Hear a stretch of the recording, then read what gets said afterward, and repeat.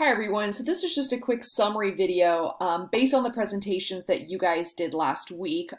This is just my take on your slides. So I've copied and pasted and kind of tweaked some of your slides, but it basically all kind of goes over everything in the same order, okay? So I quickly wanted to talk about the different brain scans. And I think that this is tricky and challenging, but important to know the major differences between each of the scans that the book talks about. Okay, so the EEG studies brainwaves. So the output of an EEG is not going to look like a picture like this. It's going to look like the brainwave. So it's looking basically at brainwaves and activities while a person is doing some kind of cognitive or speaking task. Okay, the MAG looks for deep activity and specific location of where that activity is going on in the brain. Okay, so the example that the book gave is that they would share some kind of graphic content, let's say with a veteran with PTSD. So it might be they're showing them a movie, Saving Private Ryan, looking at a heavy combat scene, and they're looking for people with PTSD. Where are they processing that information and how intensely are they processing that information? Okay. The CT scan, sometimes also called a CAT scan, is going to look at brain damage. This is kind of like an X-ray, but it can thin slice regions of the brain.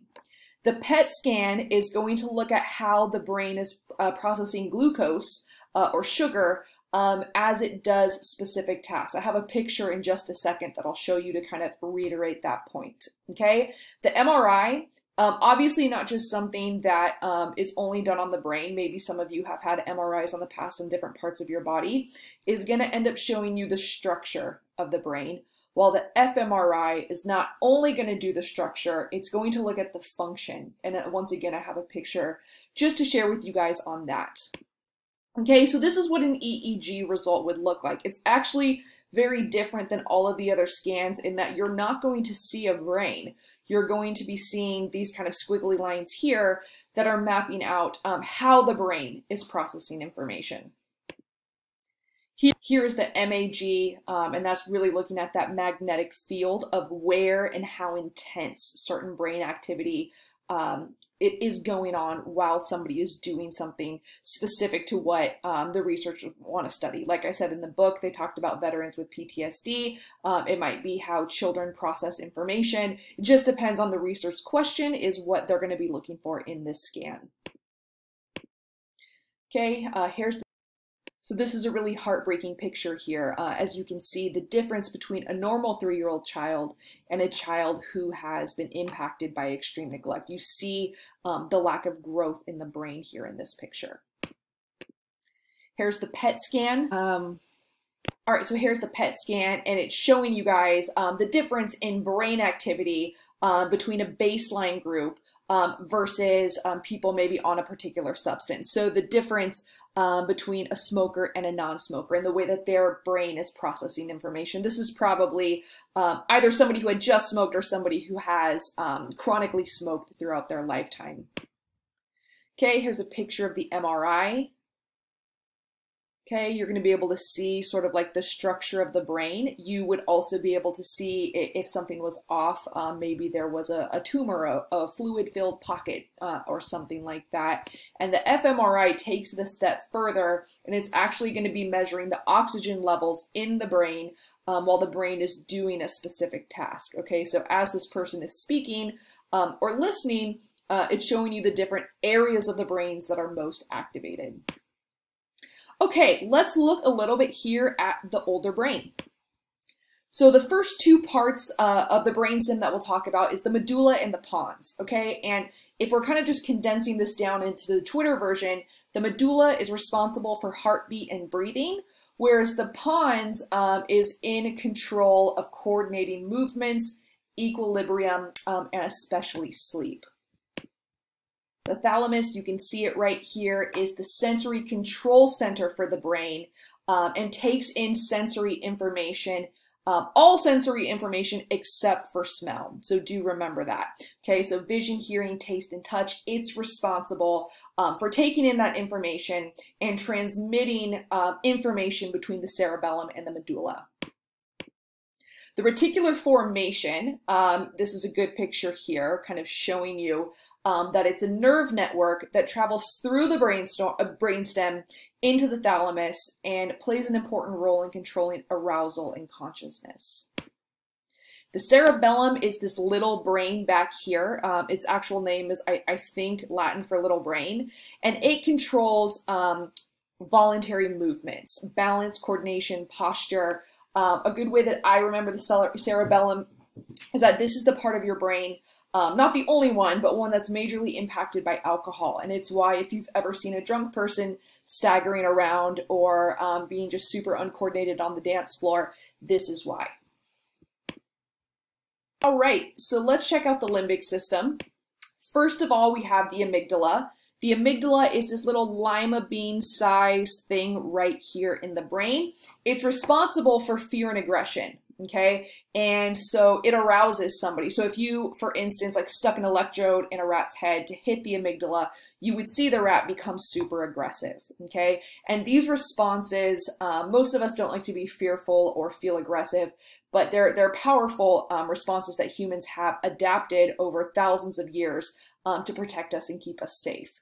Somebody who has damage to the amygdala might not respond appropriately to fear, right? That sounds good. If you're an anxious person, you might say, oh, well, like that's nice. I don't want to be fearful or aggressive. But there's powerful reasons for us to have those powerful feelings when something could potentially put us in danger.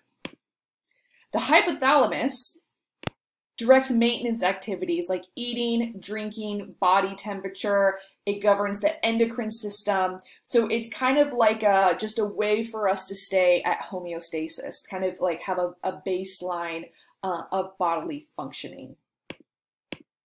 The hippocampus, the big thing to remember here is that the hippocampus is all about memory, okay? It helps support the process that stores memories and facts. And people who suffer some kind of trauma to the hippocampus would struggle to not only form new memories, but to recall ones in the past. Okay, so remember the hippocampus is all about memory. All right, let's check out the brain, the cerebral cortex. So every brain has a left hemisphere and a right hemisphere. And within those two hemispheres, there's 4 lobes, okay? The frontal lobe, the parietal lobe, the temporal lobe, and the occipital lobe. The frontal lobe is going to be the lobe that's most responsible for problem solving, movement, and social interaction, okay? It helps us make good judgments. It helps us to make plans, kind of that long-term thinking. And that's why if you think back to Phineas Gage, the guy who was working on the railroad and had the rod stuck through his head, he was able to function normally in all other ways almost, except for his friends were like, something is different, something's off about him now. And it has to do with damage to the frontal lobes. His social interactions had changed. Okay, the parietal lobes process information about sensation. So they take in sensory information, specifically temperature, taste, touch, and movement, right? So when you burned your hand on a hot stove, you're going to see a lot of brain activity in the parietal lobe. It's taking in that information and probably causing you to move your finger back. The occipital lobe, the way that I remember this, you've ever heard somebody say they have eyes in the back of their head, the occipital lobe is responsible for processing visual information, okay? It's why when you looked at the split brain patients, their eyes, sorry, not the split brain patients, when you guys looked at blind sight, right? These are people whose eyes, the organs work totally fine, but there's damage to the visual cortex, which means that they can't recognize consciously certain things, okay? So eyes in the back of your head for the occipital lobe. The last one's the temporal lobe. I think of tempo when I hear this, which reminds me of sound, okay? So it's the auditory cortex. So this is where you're processing a lot of auditory information. We have our motor cortex, which is right behind the frontal lobe.